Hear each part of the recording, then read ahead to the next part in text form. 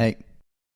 Check, mic check, mic check, mic check, mic check, mic check, mic check, mic check,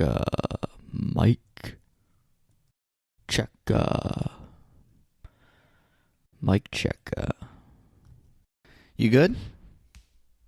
I don't know anymore. I never know anymore. I'm tired. Yeah. Busy night? No, the exact opposite. I just felt like, what's today, Tuesday? Sunday night, I had a hard time falling asleep, so I didn't get enough sleep Sunday night. Monday night, went to sleep fine, but then this morning, woke up like 2 hours before my alarm, so also didn't get enough sleep. Weird. And I'm freaking out because I'm supposed to go to Horror Nights again at the end of this week, and it looks like you got time to get your schedule in. Yeah, but here's the thing: I might be going twice this week. Whoa. Yeah. So, I want to make sure I'm, up and at 'em. Yeah, you got to hit those houses in order. You got to get them all done one night. I'm only missing one. Chainsaw. What is it? Texas Chainsaw Kills? Texas Chainsaw Massacre. Halloween Chainsaw Kills. Yeah, that's it. Yeah. What do you do when you can't fall asleep? Do you have a strategy? That's a great question. So often I find myself falling asleep to a YouTube video or I know. Wow. Or like reading something. Usually like some article about God knows what, COVID or whatever. But if that's not happening, then sometimes I'll try just laying there. And sometimes I have a meditation, like a 30-minute meditation thing on my phone that I can pull up, and it's I don't really do like a proper meditation, but it's got like a nice kind of background noise, and it's like a guided thing of like, now remember to focus on the breath and empty your mind. Like it does that kind of thing, and it's like that I feel can get me to sleep. You know what I mean? Like that's the kind of thing. Like that's the kind of thing where like if I was awake at and doing it at like a normal time in the day, I probably would just be meditating. But when it's like midnight, 12:30 in the morning, I'm trying to get to sleep, and I'm tired enough that can usually be enough to kind of push me over the edge. Yeah. That's good. I never thought of meditation. Well, I guess I've done some of those like sleep like sleep stories. Have you heard of those? I've heard of it. Isn't Headspace do something like this? Yeah, I've done them a couple of times. I've used Headspace for their sleep things as well. Yeah.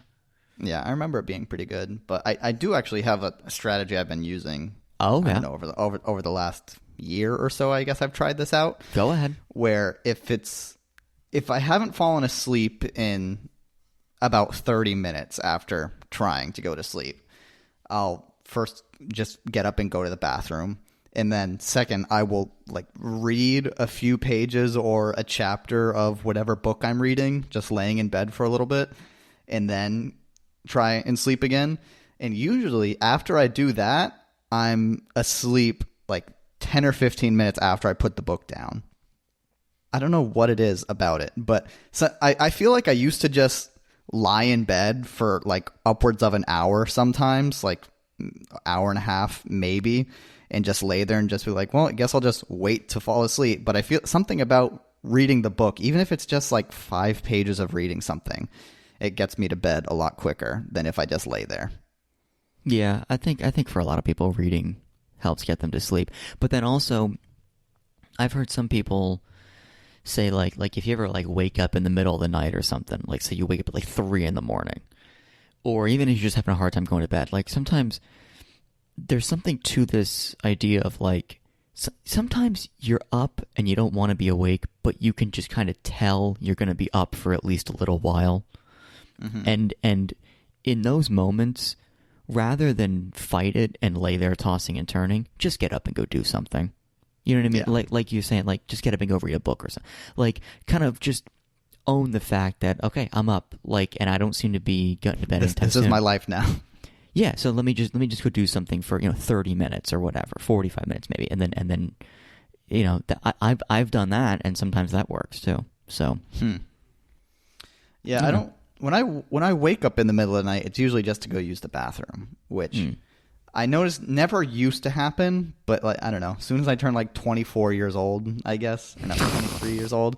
Yeah, I don't know. I just like, wow, I actually am getting older. Like life is changing now because of my age, where I have to wake up and use the bathroom in the middle of the night. Here comes that quarter life crisis everyone's talking about. Yeah, exactly. I'm in for it. That's funny. That's funny. So, let's see. What do we got here? First of all, I know you watched the Apple event. What'd you think? And by that I mean I know you didn't watch it. I can't believe about the notch, Is that what it's called? Is it called a notch? That's what everyone calls it. They don't call it that, but yeah. Well, yeah. I wasn't sure if it was a different word. I know it's a weird word. Yep. So you get one of these computers. You're out of the computer market. You're no longer really looking for a new computer, right? You have one. It works. It's fine. Yeah. I mean, it's still good, and I don't really have many issues with it, but I just noticed that the battery life is not nearly what it used to be. And it's oh yeah, mine too. It's a 6-year laptop, so yeah. No surprise, but it's just a little frustrating sometimes. Yeah, mine's let's see, 7 years old. I think I got mine a year before you, and I'm looking at the battery health right now. I'm at 859 cycles. Battery health 43%, and it says service battery. Wow. Yeah, because like general rule of thumb is like you can get about 1,000 cycles out of a battery, and I'm at 850. So getting there. Yeah, it's battery life is getting more. My laptop's battery life is so bad that like if I'm on battery and I start to do something too like computationally intensive, or to just drive the CPU too much, like it'll just turn off like without warning. Like it won't even give me like a heads up, your battery's getting low. It won't even do that. It'll just like even if it's the indicator says it's at like 85%, it'll if I start to do something too crazy, it just shuts down. It doesn't like that. Doesn't like it. So, like little things. I like once in a while I'll set it down, forget to plug it in, and I can, open up text documents and type some stuff or whatever, and it's fine. And then I notice it after 30 minutes. Oh shoot, I forgot to plug it in, and then it's fine. But if I get too crazy too soon, does not like it. Yeah. Yeah, I notice my laptop breathing a lot more, if you know what I mean. The fan spinning up more? Yeah. Even just doing mundane activities, just browsing the internet every day, it's breathing all the time, mostly. Right. And it's not like, oh, I just launched a new app and it's starting to breathe. It's just sort of a constant thing now. Yep. I definitely have noticed that with mine as well. Although I think it took me a while to notice it, because I feel like I'm always opening apps that are a little too powerful. I always have like Photoshop going, or I'm encoding a video, or I'm playing with Final Cut, or doing something in like, you know what I mean? Like, you know me. Mm-hmm. I'm a nerd. I'm always playing with things. So. Oh yeah, totally. But yeah, I have noticed even doing minimal things, I'm like, why are you getting excited? What's going on? And sometimes right. I will like open up like Activity Monitor and be like, what are you doing? And sometimes it is like an app going rogue. Like I have Backblaze to do, like remote backups of the computer in case something were to happen. And they have a feature that is like, don't back up when I'm on a certain Wi-Fi network. And I use that for like when I'm at work. Like when I'm at work, please don't be backing up my computer. I don't need you taking up space, taking up energy while I'm trying to work, right? But then I noticed like this feature doesn't seem to be working for me. I don't know if it's a bug, if I did something wrong. It doesn't seem to be working. So there was a time like last week where I'm at work and I'm like, why are you getting excited? I'm not doing anything crazy right now. And it was like Backblaze backing up using like a bunch of CPU, and I'm like, okay, you're done. I'm changing you. So now I have it set to only back up like at like 6 p.m. because that's when like I know I'll be home. So yeah, that's probably smart. But yeah, I'm excited with the October 2021 Apple event. I'm happy with the things they announced because I feel like this is like for the first time in like 5 or 6 years, it's like the entire MacBook lineup is truly great. You know, like it top to bottom.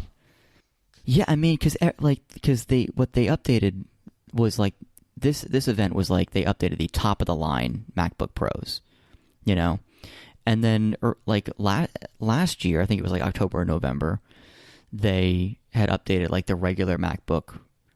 Well, they updated the MacBook Air and then one of the MacBook Pros because there's a MacBook Pro that is really probably should not be called the MacBook Pro. It's like the most bottom of the barrel MacBook Pro. Probably should not be called that. So there's sort of like 2 tiers to the MacBook Pro.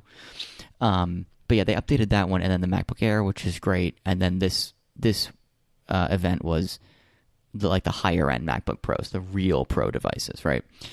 And they're all great. They're all great devices. It's just like, because for so long people would ask me like, what Mac should I get? And I'm like, I don't know. Like there's something wrong with all of them in one way or another. Usually the keyboard. Right. You know, is that no longer the issue?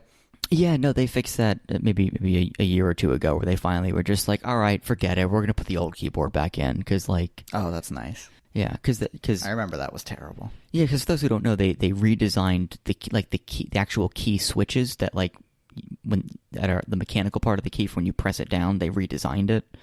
And they were like, it feels better and it's a better experience. And I think part of it was just like they were trying to make the laptop thinner, and it was like, well, if we redesign the entire keyboard switches, it'll be thinner. Right, I think was actually what happened. But what would happen is like 6 months into the computer, people would realize like, oh, one of my keys just stopped working, or it'll just hit multiple times when I'm only hitting it once. And then it would like, it was like these problems would come and go with various keys on people's keyboards. That's so annoying. And it was like, it was just like, and at one point there was like a class action lawsuit about it, and Apple had to have a special MacBook keyboard replacement program, and they were like, okay, we're rolling this out where if you have a problem with the keyboard, we'll replace it for free. And they were like, here are the Macs that are eligible for this free keyboard replacement, and it was every single one that had the new type of keyboard. Oh yeah, of course. You know, so you know, and they tried redesigning. They tried adding. Well, what if we added some padding or some cushion to it, or what if we tweaked it in this way? And nothing really worked. And people were complaining about it, and people were pissed off. And it was probably costing them money to have to replace these keyboards. You know what I mean? Oh yeah, for free. So eventually they just said, all right, back to the old school one. It's tried and true. It works. Let's just go back to that. So that's what they're back to in all their computers. And now all the MacBooks have switched over to their own processors. They've gotten away from Intel. Mm-hmm. They're running Apple Silicon, and they're all fast as hell. And it's they're all great computers. It's just even though I'm not going to buy one of these, it's just so nice knowing that if anyone ever comes to me and says, what MacBook should I buy? I can just be like, literally any of them. They're all great. Go wild. You have an easy answer. Right. They're all, the MacBook Air, great computer. Really? Even the Air, even though it's the bottom of the line? Yeah, even though the cheapest one you can get, the most bottom level one, is a great computer. Although, maybe bump up the RAM. I think it still starts at 8 gigs, which is kind of silly. But yeah, gotta have more than that. Right. I mean, you know, I know what I'm saying. No, but come on. The Mac Pro has a terabyte of RAM, right? What's that? The Mac Pro has a terabyte of RAM, right? Oh, I don't think any computer has a terabyte of RAM. Really? I thought that's what people were going crazy about. The Mac Pro? Let me see. No, but what I was going to say is 8 gigs should not be 16 should be the minimum, because it's mm-hmm. If someone asked me should I get 8 or 16 gigs, I would be like, do you use Chrome? Then you should get 16. Right. Oh yeah, you're right. The the Mac Pro can be configured to have 1.5 terabytes of RAM. I forgot about that. Crazy. What the hell are people doing? It's funny because they say the 1.5 terabyte memory option requires a 24 or 28 core processor. So the computer starts at 6,000. Then you have to add 6,000 to get the 24 core Intel Xeon processor. Then you can add $25,000 for the 1.5 terabytes. $25,000. RAM is expensive, especially that much of it. And also Apple, I think, charges a little too much for their RAM. But no, of course. You know what piece of technology has been frustrating me? Tell me. It's pivoting a little bit, but something that reminded me of it. The Nintendo Switch Joy-Cons. I'm done with these things. I think I'm going to buy the Pro controller because I'm still just using the Joy-Cons that slide into the little controller that they give you. Mm-hmm. And honestly, I didn't have many issues with it. Like it wasn't great, but I really didn't mind it. But I was playing Mario Sunshine a lot recently. Are you getting the drift? I don't know. Maybe the thing I notice is like one of the two Joy-Cons will just sort of stop working, or the controllers it'll just keep doing whatever I was doing. Like if I'm running as Mario and I'm moving forward in one direction, and then I want to change direction and I move the joystick around, like it doesn't pick up the joystick moving. It just keeps running in the same direction. Or like all of a sudden the jump button will stop working and it's like great. But like Mario, extremely important game to be able to move the direction you want to go to when I'm jumping over obstacles all the time. So yeah, it's been extremely frustrating and I think worth it to get the Pro controller. Okay, wow. So this is not... Okay, so hold on. You're saying that you could be like running forward and then you'll move the joystick to say be moving to the right, but it won't listen to you? It won't do that? Or like I'll just try and stop moving and he'll keep running. Okay, yeah, that's Joy-Con drift. Okay. Yeah, I didn't know what the word was. Yeah, because it's the... Well, that's what has become known as Joy-Con drift. But yeah, it's the joystick is like slightly drifting in one direction. Mine has it too. And I think you and I got our Nintendo Switch before they fixed it. I think they have fixed this problem in newer Joy-Cons, I think. Mm-hmm. But I think maybe you and I got ours before they had fixed it. Yeah, but yeah, probably. mine has the same problem. And I never bothered to fix it or buy new ones or anything like that because I like you were talking about the Pro controller. I bought myself a Pro controller and I mostly just use that now, so it's not as much of an issue. But yeah, I noticed that, I don't know, maybe a year or two into owning a Switch where I would be like playing Zelda or something and I could just leave it sitting there not touching the controller at all, and Link would just start walking slowly in one direction. Right. Yeah, it's extremely frustrating. Yeah, it's really, really annoying. And it's not like the end of the world, but it's annoying. But you're saying you're having buttons that stop working too? It's not like a button that stops working. It's just all of a sudden, for whatever reason, in the side-by-side controller, one of the Joy-Cons just like turns off, or the Bluetooth disconnects somehow. So then like I'm just like mid-game and I try and jump and then just like fall to my death in Mario because the Bluetooth disconnected in the time before I was about to jump. Oh, interesting. And then I have to like pull it out and put it back in, or switch it out with another Joy-Con, and it's just too frustrating to deal with.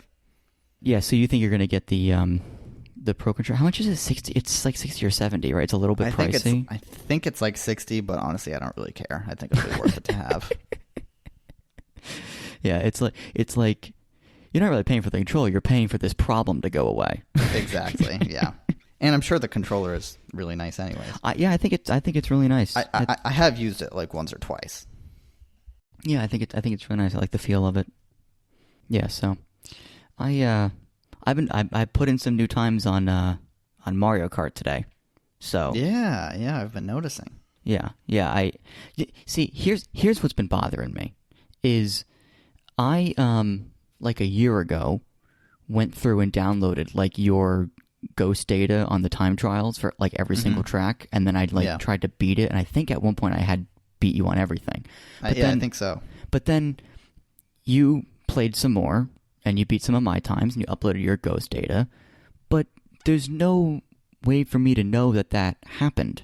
Like I kind of wish it would like alert me, like, oh, someone beat your time, one of your friends beat your time, which I guess I understand why it doesn't, because the ghost data is just like a specific instance of you doing one of the courses. Right. And that specific instance gets uploaded, and then I download that to my device so I can race against you, you know. So then if you upload a new instance, I still have the old one downloaded. But I wish there was a way to like keep it in sync where like I was like, because like I don't actually care about a specific instance of you playing that. I want to see what is your best time all the time, and I want to have that to try to beat. You know what I mean? Like, right. So instead, I have to like go through each and every single course and like check the ghost data of my friends and see like, okay, you know, has he beat me on this one? No, not yet. Beat me on this one? Yes. Okay, re-download, and then you can only download like 12 or 16 ghost datas at a time. So then I got to go back and delete one. It's really annoying. There should be a better system for being able to sort of offline or asynchronously compete with your friends, because this is really a pain in the ass. Yeah, doesn't seem like it should be this complicated. Yeah, but are you beating me, or do I still have a sum that I'm winning on?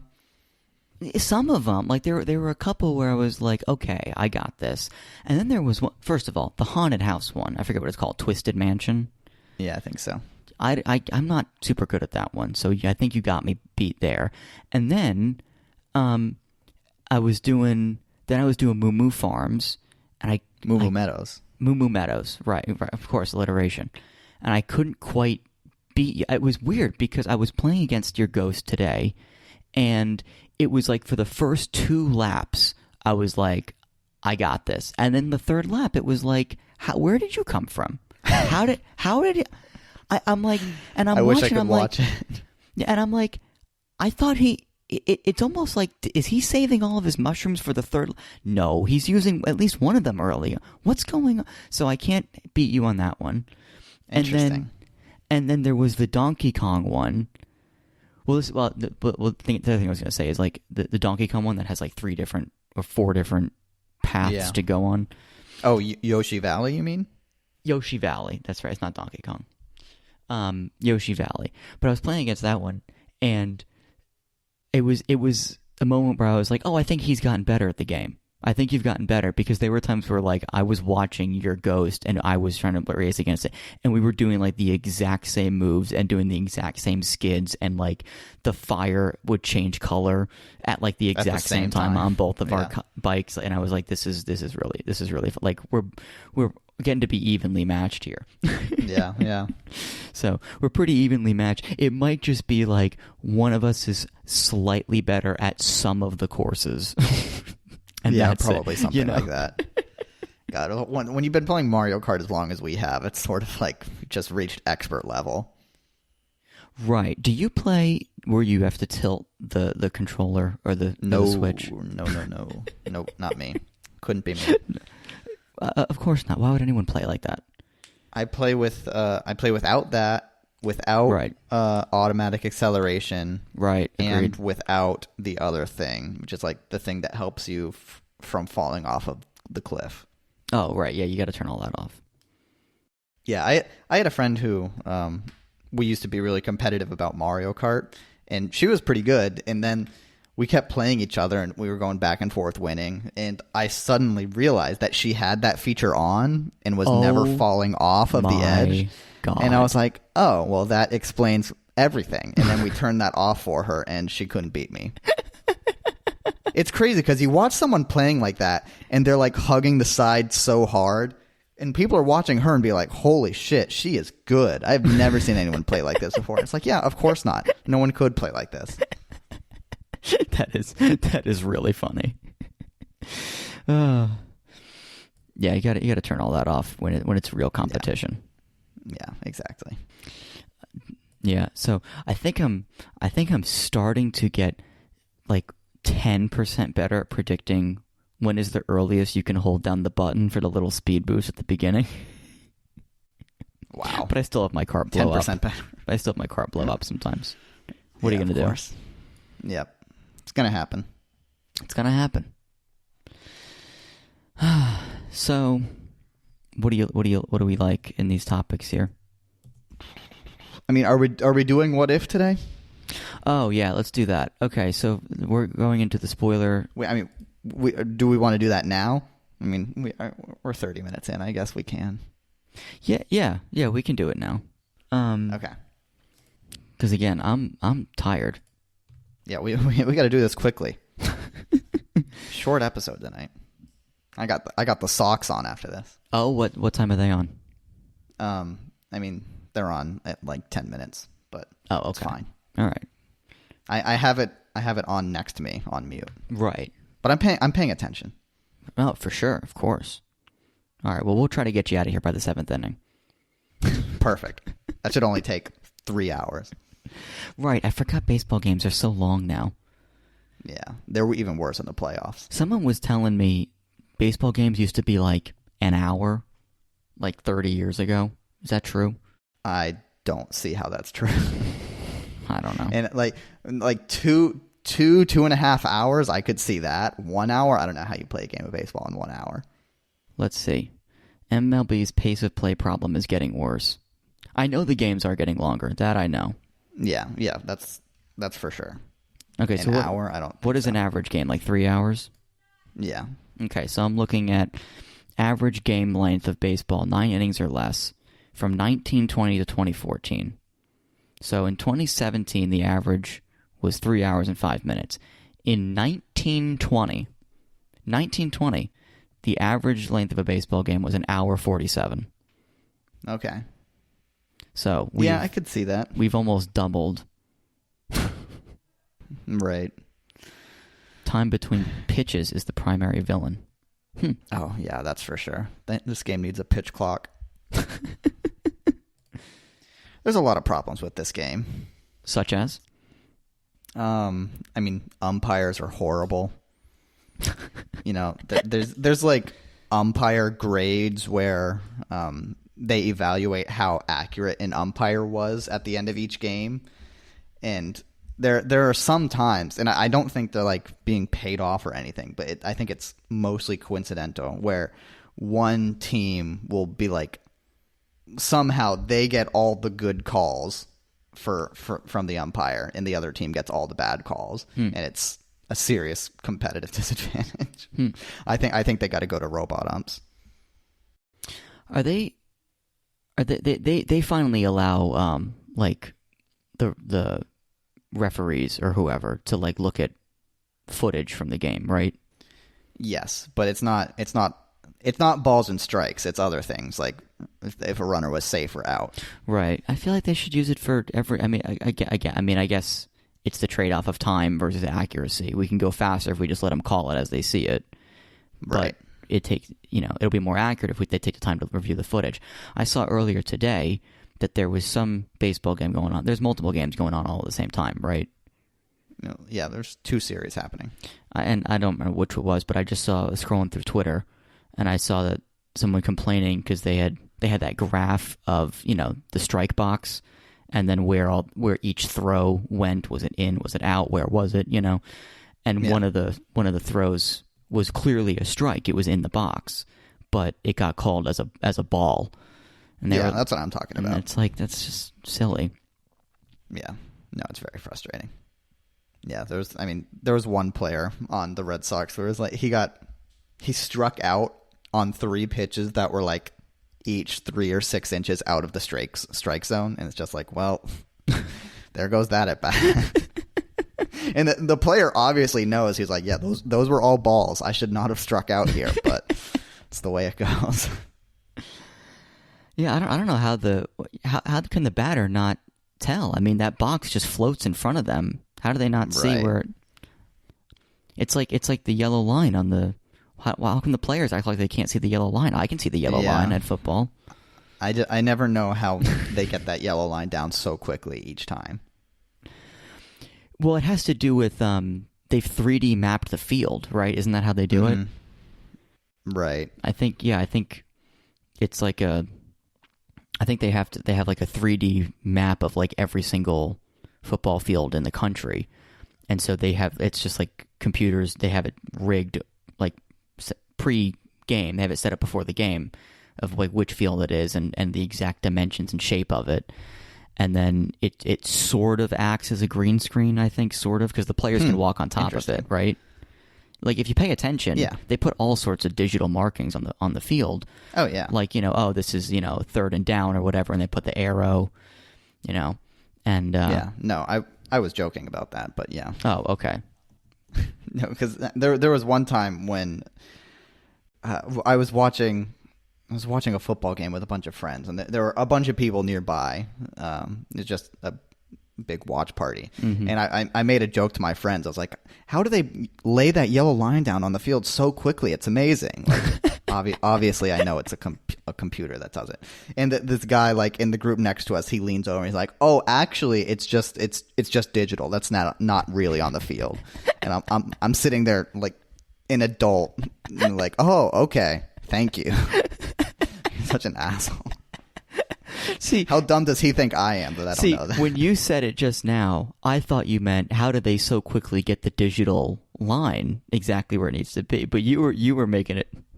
I was giving you more credit. See, I don't think you're that stupid. Yeah. No one could be that stupid. Your joke was, there's an actual physical line they placed there. That was your joke, but I was like, no, Matt's too smart for that. He must know it's digital. He couldn't think that. He must be asking a different question.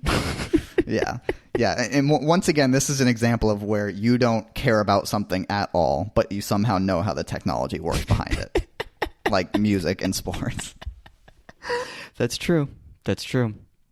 I'm going to put this video in notes from Vox from 2016, how the NFL's Magic Yellow Line works. That's where I first saw this. I thought it was, well, because again, I'm interested in technology. Technology has its tendons in a lot of things. Mm-hmm. Tentacles? Absolutely. In a lot of things? I don't know. I'm not sure what I was going for there. All right, so that's sports talk. I'm going to put sports in notes. We should have a more in-depth discussion about. Oh, good, it's there already. Perfect. Yeah, we will. Yeah, we're going to have a really in-depth conversation about our feelings about sports, what we like, what we don't like, what sports have we played. Some homework. Yep, there's some homework. Have you played a sport ever? No, you've played sports. Some baseball, softball. Yeah, not super competitive. I played like tennis, ultimate frisbee, things like that. Oh right, I knew the frisbee thing. You played tennis? Yeah, just casually. Oh, okay. Not like as part of the team? Are there a tennis team? No. Yeah, I mean there was a tennis team in high school, but I was never on the team. Right. Yeah, I think I played baseball at one point. I remember playing soccer. Yeah, I played soccer until like 8 years old or something. Right, me too. Yeah. My parents didn't know what to do with me. My parents were like, well, just send him to soccer. Well, it was like, well, his dad's a jock, so he'll probably be one too. Put him in soccer, and I was, and baseball. And I was like, I don't like any of this. And they were like, well, what can the kid do? The kid needs an extracurricular activity. How about music? What if he learned to play the drums? He's loud and annoying. Drums would be great for him. And I was like, I'm not super into this either. My parents are just like, I don't know what to do. They just play video games. I get like, yeah. Although now I kind of wish I had stuck with the drums, but at 11, nothing's interesting. Yeah, that's true. Yeah, just the Xbox. Right. All right. Let's see. So let's get into TV shows. You watching anything? Anything good? I'm watching Only Murders in the Building, which I have to finish. Oh yeah, final episode. Finale just came out today. I'm watching that tomorrow. Maybe later tonight if there's time. But Yep, same. And then I'm watching Survivor, and I'm still finishing up Star Wars Visions. Oh right, did you get to the 9th Jedi yet? Yeah, that was definitely my favorite episode.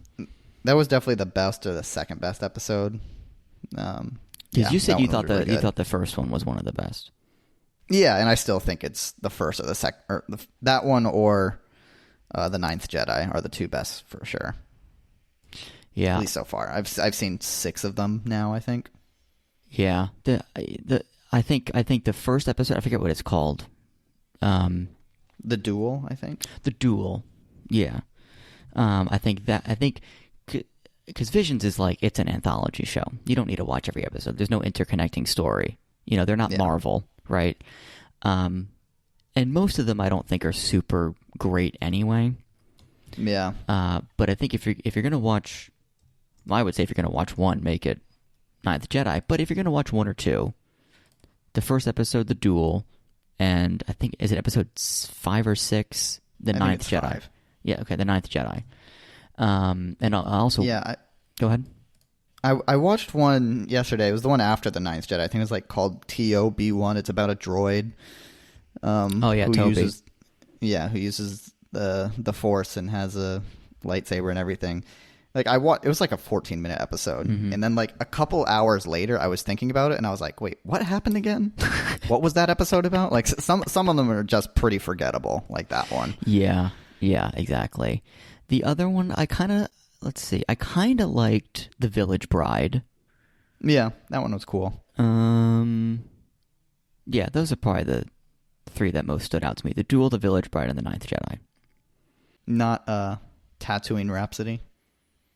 What was that? A Band with Big Dreams must say. Oh God, yeah, I did not care for that one.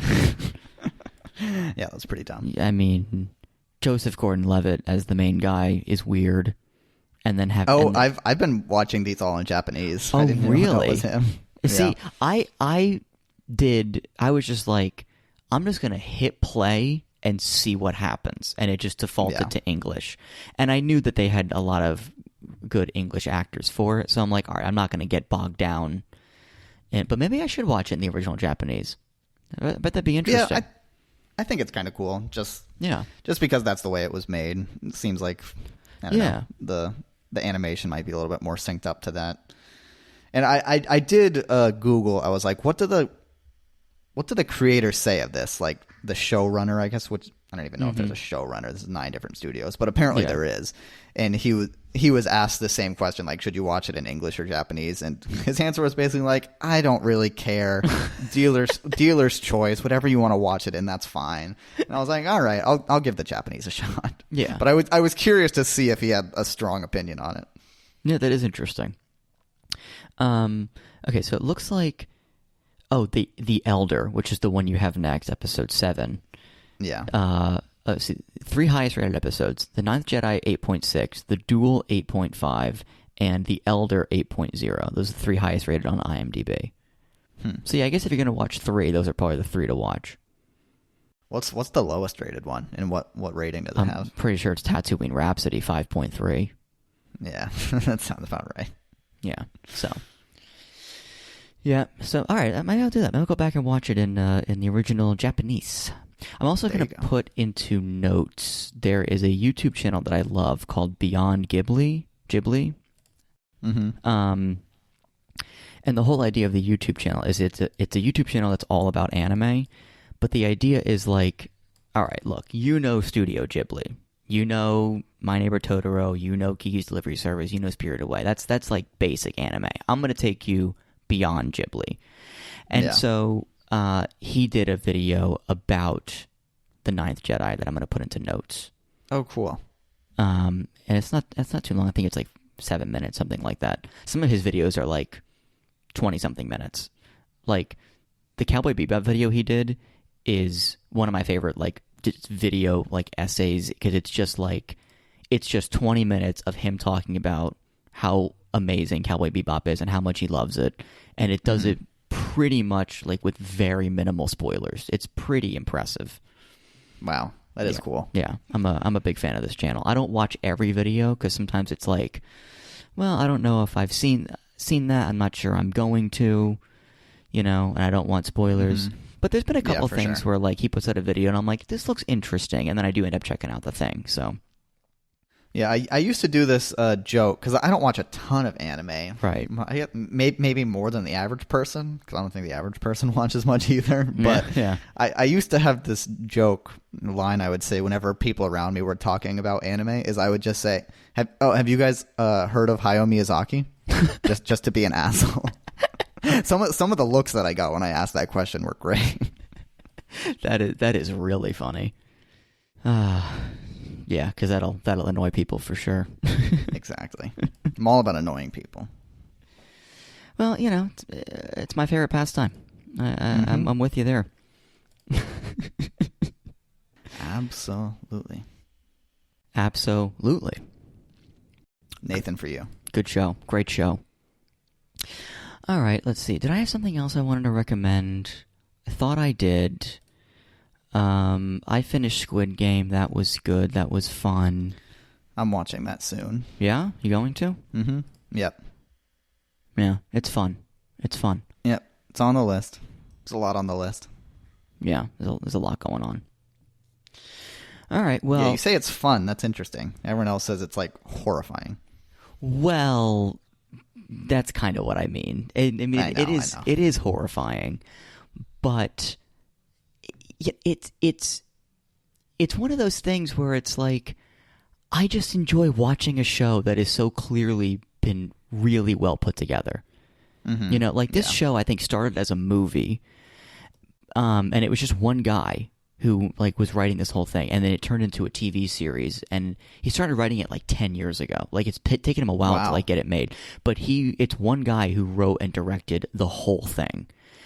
And I feel like you so rarely get like that, almost single creator vision in a TV show because it's such a collaborative medium.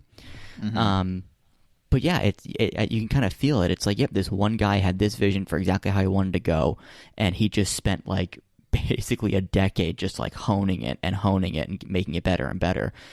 Wow! And it's like, to me, it's like it's fun to see something that's just well executed. You know what I mean? Right. Did he not have like the funding for it or something? Is that why? I don't know. 10 years is unusual. Yeah, I don't know the story behind it exactly. I kind of just read a couple of headlines. It took him 10 years to make it. Oh, that's interesting. Didn't read the full article about it.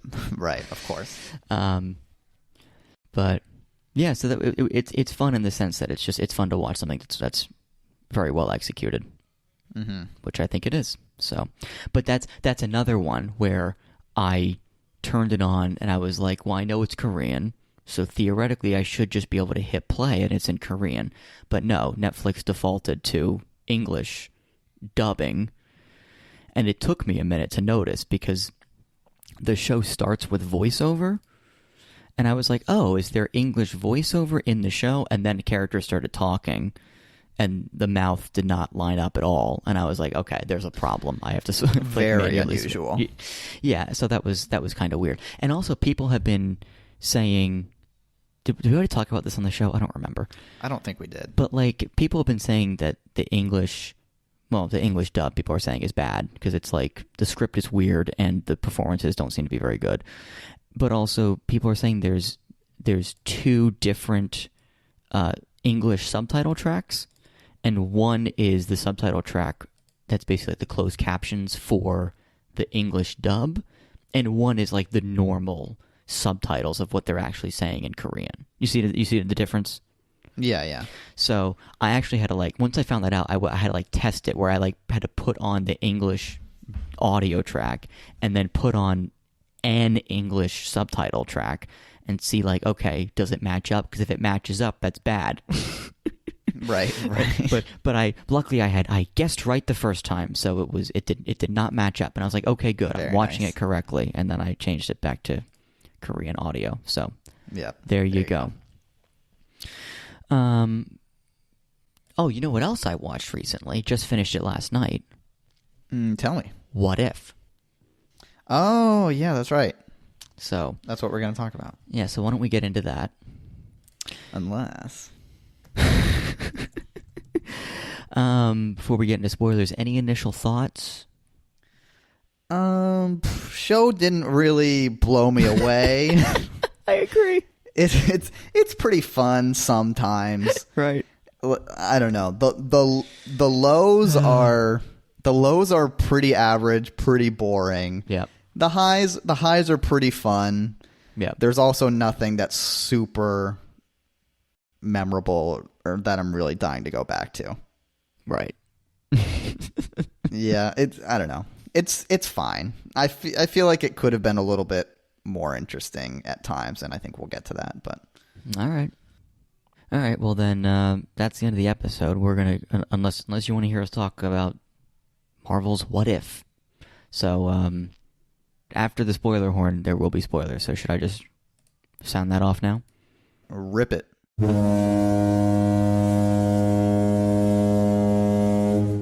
So Ultron won, I guess. Yeah, sort of. Go ahead. I like Ultron in this. Yeah, it's not James Spader. Mm-hmm. Yeah, that was slightly disappointing. But it's also sort of slightly disappointing. Not. It doesn't sound. It sounds like he's not super trying to sound like him, so I wasn't too bothered by it. No, I appreciate that as well. I think the voice performances is something that have to be talked about at some point. Of course. And then I also want to talk about the fact that it all does like a big Avenger style team up at the end. How do we feel about that? Yes. Should we start? Should we start with that? Should we start with performances? Should we start with like just naming some of our favorite episodes? You already got me thinking about Ultron since you mentioned him. All right. So I'll just mention I am an Age of Ultron defender. Like I do like that movie a lot. I know most people don't, but this like the What If episode that's about him, episode 8, where it's not the Avenger style team up. Right. Episode 8. What if Ultron won? Yeah, that episode made me realize, like, wow, they could have done so much more with Ultron because he is such a cool villain in this show. You mean like in the MCU Prime? Yeah, for sure. Yeah, because I don't know, his goals aren't really clear cut. He doesn't really go very far in achieving his goals. Like, whereas in this, like, he achieves his goals. Obviously, that's the premise. But everything he does is so much more interesting than it is in the movie.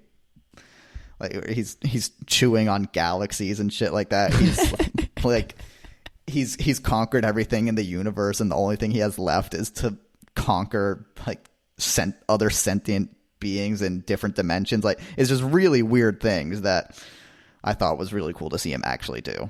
Yeah, it's funny, but when I was watching it, I kind of got a little bit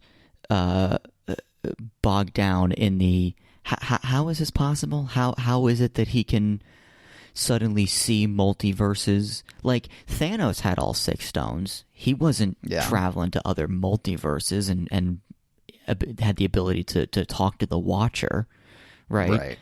So how can Ultron do it? But then I was kind of like, I guess I shouldn't care, because the idea is like, well, there's an alternate universe for every possibility, so just go with it. It's fun. It's a cartoon comic book TV show.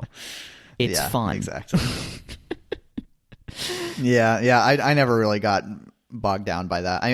I know some people were upset about the scene where Thanos comes up and he just like one-shots him basically. No, but that was funny. Yeah, no, I thought it was hilarious, but people were like, "Well, why wasn't Vision used like that in Infinity War? He could have just killed Thanos." I'm like, "Shut up. Who cares?" No, because at that point in Infinity War, Vision had 1 stone, and what's his face had 5. Thanos had 5. Yeah. Mm-hmm. He could have. It was 5-1 basically. Well, that's what. Isn't that what it was in What If as well? Oh, I thought he had more by that point. Maybe not. I don't know. Who cares? It's a comic book cartoon TV show. Shut up. None of it's real. Steve, how much of The Office is real? None of it's real. It's a television show. It's a TV show. Such a good line. I'm putting that in notes. Okay, so that was probably those last 2 episodes are probably some of the best in my opinion. Including the finale? You didn't like the finale? I have mixed feelings on it. Tell me. I mean, the execution of it was fine, but what didn't you like? I mean, I don't know. I sort of just wanted this show to just be 9 unique stories that we tell. I wasn't really crazy about these things, we've been setting something up. Now all these heroes are gonna cross over and they have to meet up and unite together because that's what always happens in anything in this universe. I was like, the execution wasn't bad. I didn't hate the episode. Like, they do a decent job with that premise, but I was like more so thinking like, yeah, I kind of would have just liked 9 unique stories that stand alone, because they could have done another really wacky thing, but instead we just get sort of a lame crossover.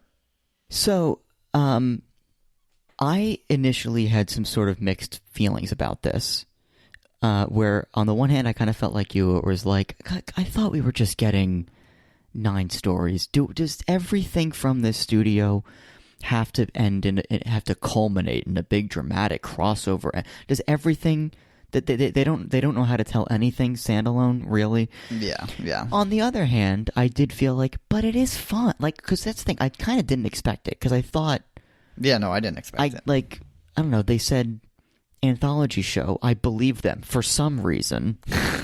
I believed them, and so I didn't expect it. And then, actually, just earlier today, I heard an interview with, oh goodness, what are their names?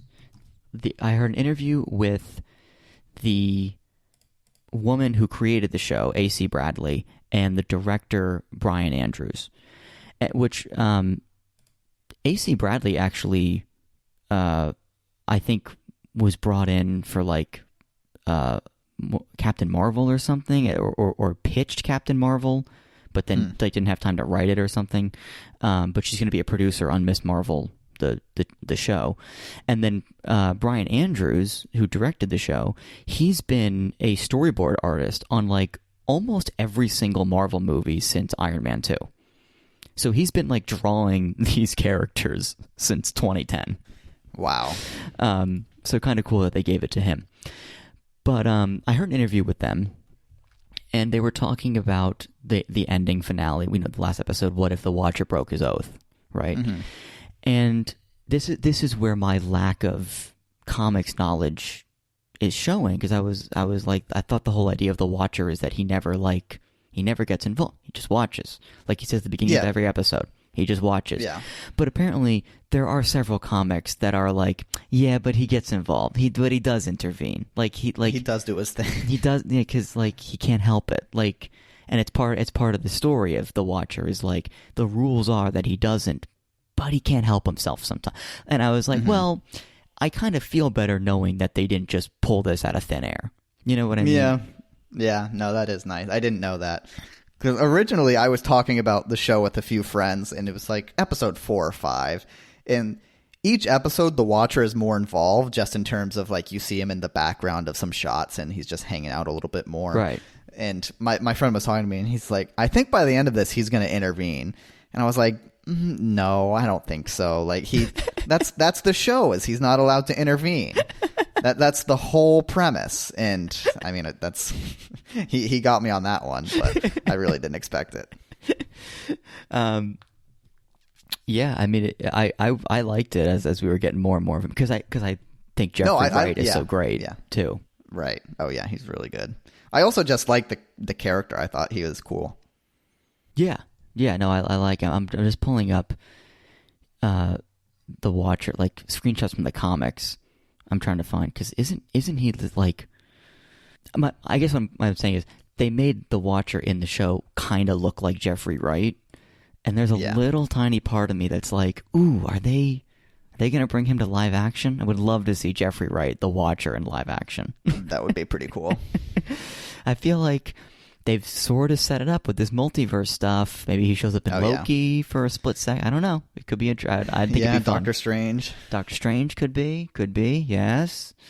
Yeah, possibilities are endless here. But yeah, I'm also sort of expecting that. But I'm not going to be upset if it doesn't happen. Right. I agree. But it's also, I mean, I don't like. What would a season 2 of this be? This show even be like? Like now that they've already like set up that they can do crossovers and he can intervene, Like I would really hope that there isn't a season 2, honestly. Like if there is a season 2, I just want it to be 9 standalone wacky episodes. I don't want him to intervene anymore. I think we already know that there is going to be one. I think that's already confirmed.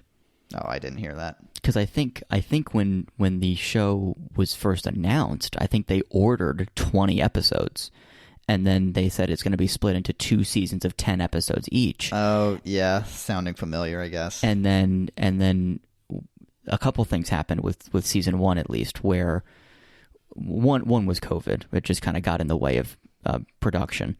But one of the other things that happened is they pitched an idea for an episode, and then it turned out that they'd basically accidentally pitched like the second half of Guardians of the Galaxy 3.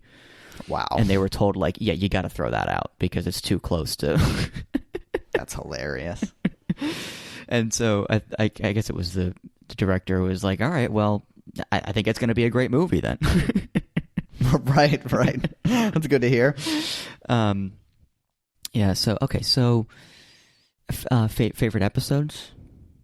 Let me pull up the list. Because I did like the last 2 because it was kind of unexpected and it was kind of fun.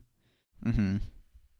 Everyone loved the Doctor Strange one. I think I didn't love it because I watched it in 2 parts. Like, I think I started it and then something came up and I had to finish it later. I wonder if I'd sat down and watched it in one sitting, I would enjoy it more. Yeah, possibly. I just liked how dark that one got, because Doctor Strange is a character, I guess, in the comics who is a little bit darker and deals with, they say, like, more gothic or more scarier themes, and I was glad they got to explore that here, and they did a really good job of it. He becomes such a monster. Yeah, well, that's the other interesting thing about the show is, like, because they're kind of sort of one-off stories, it's like they can do a story where the hero loses. Yeah. Because they don't need it. These are all own separate timeline, own separate universe. They can have one where the hero loses in this one. What are you gonna do? Yep. The Killmonger Tony Stark one was sort of like that. I mean, a little bit, right? I mean, that didn't end well. Yeah. I didn't really like that episode. Neither did I. The episodes that I didn't really like too much, Thor, were that one wasn't great. The Killmonger rescued Tony Stark and the Captain Carter were the first Avenger. They're fine, not my favorites, but my problem with those episodes it's pretty much the exact same as them in the movies, Like, the Captain Carter one is just a role reversal of Peggy Carter and Steve Rogers. Everything else is pretty much the same in terms of plot. And then Killmonger rescuing Tony Stark, it's sort of just like, yeah, I saw Killmonger do this in Black Panther. Now he's just doing it a different way. So not super interesting to me. Right. Yeah, I kind of agree. But I guess I did like that at the end of the last episode that Captain Carter finds Steve Rogers in his suit, I guess. They somehow find the suit and he's still alive. I just like the idea that Steve and Peggy always end up together in any universe. Yeah, that's true. That is cute. Yeah. And also at the end, Black Widow gets to go back to a different universe. Yes, that was cool too. Which I thought was cool. Although in that one, Black Widow died before the events of the first Avengers movie, and she's like, "All right, I'm gonna go back to this one." Right. That's how it seemed. That's how it seemed to me. Mm-hmm. Let's see. Yeah. Who was it that? Yeah, played I did Black like Widow? that episode. What if the world lost its mightiest heroes? I thought that one was pretty cool. I like seeing all the Avengers die. Oh yeah, wasn't that the one where it was Hank Pym, the villain? Mm-hmm. Yeah, I thought that was fun. Lake Bell is the woman who plays Natasha Romanoff in the show. Yeah, she did a good job. She did a good job, and is the same woman who plays. She also plays Poison Ivy in the Harley Quinn show. Oh, cool. Which I can see it. It makes sense. Yeah, definitely. Yeah, pretty amazing cast that they got for these. Like, yeah. I mean, just looking at one episode, it's like an animated show. You got Jeffrey Wright, Sam Jackson, Haley Atwell, Chadwick Boseman, Michael B. Jordan, Chris Hemsworth, Cumberbatch, Tom Hiddleston, Kurt Russell. I mean, crazy. In like a 20-minute animated, 30-minute animated show. Big names. So should we talk about the voice acting? I think we have to. I mean, I think most of it was pretty good. Yeah. It was mostly Sebastian Stan in the first episode. That was... Yeah, he was really rough. And it's funny because even in his zombies episode, he wasn't as bad, was he? Right. No, I agree. I agree. I don't think he was great, but like that first episode, it's like, holy hell, could we get a second take on that one? Or like anyone else could do this part? Please. It was really, really bad. Right. I agree. And, it could have been one of those things where it was like he was just having an off day and they didn't have a lot of time. Right. Or maybe that one just happened to be done, during COVID and they were remote or something. Who knows? Yeah. Right. I don't want to be mean to the guy. He's obviously a good actor, but something happened there. Did you watch Marcus's video on this series? No. Did he do one?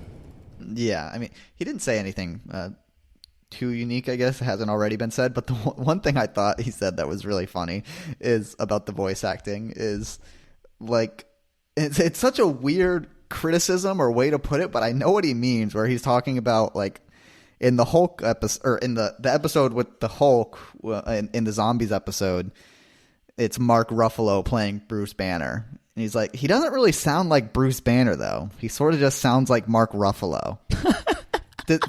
Do you get that at all? Because like for me, I got that. I was like, yeah, this sounds like it's just like Mark Ruffalo on Jimmy Fallon or something, like it doesn't feel like Bruce Banner to me.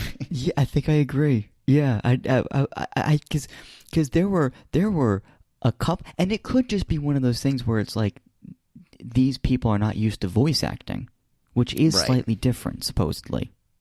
Not that I've ever done it, I'm but sure. Because there were a couple of times where I will be watching the episode. I spent so much time on IMDb watching this show. There were a couple of times where I would be watching the episode and I would be like, is that the person? That's an impersonator, right? Mm-hmm. And I would look it up and it would be the real guy. Like that happened to me with Cumberbatch, I think twice. And like, that's an even weirder one because he's British. Right. So, yeah, I don't know. Again, it could just be like people not used to doing voice acting. It could be weird constraints because of COVID stuff. I don't know. But yeah, there's something to that. Yeah, Marcus makes a good point. Yeah, I mean, I think it was smart of them to not have like RDJ, Chris Evans, or Scarlett Johansson, just because those roles are so iconic, and you have to pay them a lot to do the voice acting. And also, like, it would be really disappointing to hear RDJ voice act Tony Stark if he wasn't a good voice actor. Like I'm almost just glad they gave it to someone who does that professionally. Right. Yeah. I see. I don't know how I feel about the Tony Stark Robert Downey thing in this show because there were times where I was watching it and I was like, oh, this guy's doing a decent Robert Downey Jr. impression. It's pretty good. But then at times I'm like, it's still not right. And there was part of me that felt like I wish they would have found a way to do this show without Tony Stark at all. That way they didn't have to voice cast someone who sort of sounds like him. Yeah. I don't know. I can't decide which I would have preferred. Like, get Robert to actually do it, or do the entire show without Tony Stark at all. I don't know. It felt weird to me because there is part of me that's still a little bit feels like when is this franchise going to get away from Iron Man? Like he's dead. He's been dead for 2 years.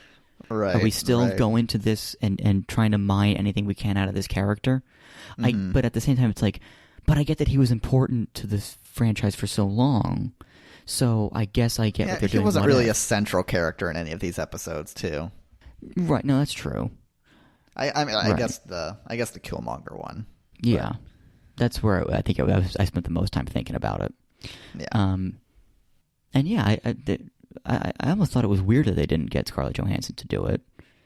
And I don't know how I feel about Chris Evans not coming back. Because we know he's going to do voiceover work. We know he's going to be in Lightyear. So we know he's going to be doing voice acting. yeah, that's right. But like Chris Hemsworth was pretty good, I thought. Yeah, Chris Hemsworth was pretty good. And they got someone else for Drax. Did you see that whole controversy? Yeah, I didn't. I saw there was a controversy, and I chose not to be informed. It seemed dumb. It wasn't really a controversy. It basically, somebody asked Dave Bautista on Twitter, why aren't you doing Drax? Why don't you do Drax in the show? And he said they didn't ask me. He goes, they never asked me. And then the showrunner or the director or somebody, one of the executive producers maybe, was asked, why didn't you ask Dave Bautista? And he was like, I thought we asked everybody from the original franchise to do it. I don't know if there was just a mix-up in communication, if something got lost, or or there was a misunderstanding. But we tried to get everybody. So, you could, because like Tom Holland doesn't do Spider-Man, but that could also just be like he's a busy guy. He did like 4 movies this year or something, Right. So, which by the way, the Spider-Man thing was a real surprise, was a real treat for me. Yeah, no, I didn't expect that at all. Even if the zombies episode is not the best, I feel like I enjoyed it so much more just because Spider-Man was like the main guy in it. Mm-hmm. And I was just so happy. And the kid whoever plays Spider-Man in that did a pretty good job. Yeah, I thought so. But then it led me down the rabbit hole of how can they do this? How is this allowed? Oh, right? God. You do not want to go down that rabbit hole. So here's what happened, right? Sony had the rights to Spider-Man for live action and animated and everything, and Sony would make, the animated TV show. They had an animated TV show for Spider-Man. Then, during the Disney-Sony negotiations, Sony gave up some of the animation rights to Spider-Man in exchange for a little more leverage in the live action stuff. Interesting. So now, according to the contract, here's Sony's rights to Spider-Man. Okay, listen to this. God, this is so messy. So I know, it's great. I like it. So funny. Sony can use Spider-Man in live action and animated movies. Okay, seems pretty simple. Sony can also use Spider-Man in a live action TV series. Okay, so that means we won't see Tom Holland Disney Plus series anytime soon, which is kind of a bummer. Yeah. Would have been a nice loophole, but okay, they have that. Sony also has the rights to Spider-Man for animated series with episodes longer than 44 minutes. Jesus. Which explains how Disney has been producing an animated Spider-Man show, or a couple of them, since like 2013 or something. Yeah. Because they're 22-minute episodes. But if they ever wanted to make a 44-minute episode or longer, they can't do it. Only Sony can do that. Wow. God, these contracts are so all over the place. I know, they're ridiculous. Wow. Yeah, no, it was fun to have him there. Did not see it at all, for sure. Yeah, so in some ways that was probably one of the ones I enjoyed the most, just because it was surprising, it was fun, and then Wanda showing up, Yeah. And Vision kind of being a bad guy because he likes Wanda so much. Right. That was a fun little, I don't know. But overall, it was all right. It was fine. It wasn't great. What is the line? What is the quote? Say it. What is the line? God, what is it? It was all right. It was okay. It wasn't great, but it was fine. I think that's it. It was pretty good. It was all right. It wasn't great, but it was fine. Yeah, that's it. Yeah. From there you go. Always Sunny in Philadelphia. Haven't seen it yet. Yeah, it's a good show because of the implication. Of course. T'Challa became Star-Lord. That was cool. I mean, it was cool that Chadwick Boseman gets one last performance as Black Panther, and right, he was definitely his last role. Yeah, and I liked I liked seeing him as the leader of the Ravagers. I thought that was cool. I thought they did a lot of cool things, brought some cool characters in for that. Blonde Nebula was really hot, of course.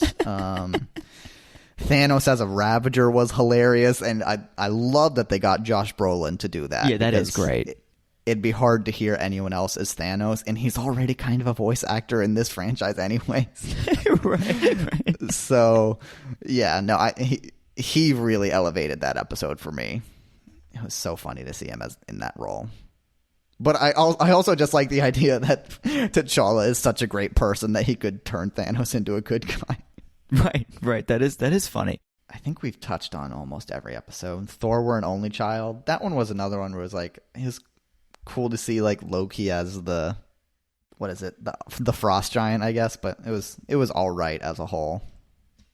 Yeah, it's one of those things where it was like, it was kind of only holding my attention because of how different it was from the main like franchise, from the main series. But also I was like, but as an episode of television, I don't think I actually think it's that amazing. And honestly, Thor was almost a little too like bro-y, you know? Oh yeah, for sure. So maybe that's what happens though, as an only child. Maybe, I guess so. Yeah, that is the lowest rated one on IMDb, 6.5. Really? Wow. The next lowest is Killmonger Tony Stark, 6.8. Mm-hmm. Highest rated is What If Ultron 1, 9.2. Oh, I was right about that. Second highest is What If Doctor Strange Lost His Heart Instead of His Hands. Yeah. A title that's maybe a little too long. Yeah, definitely.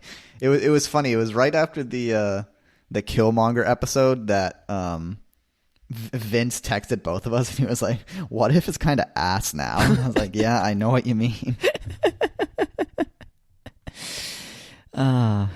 You know what my other complaint about this show? And this is really stupid, but the episode titles. Because the title of the show is What If ... which, fine, whatever. But then the episode titles are all What If ... Captain Carter were the first Avenger. I kind of wish the titles were just What If Captain Carter were the first Avenger? What if T'Challa became... Like, do we need the ... in the episode title? Yeah, these are things I don't think about. but I see your point. It is a little much. Okay, well, I guess your brain isn't broken the way mine is. Yeah, clearly.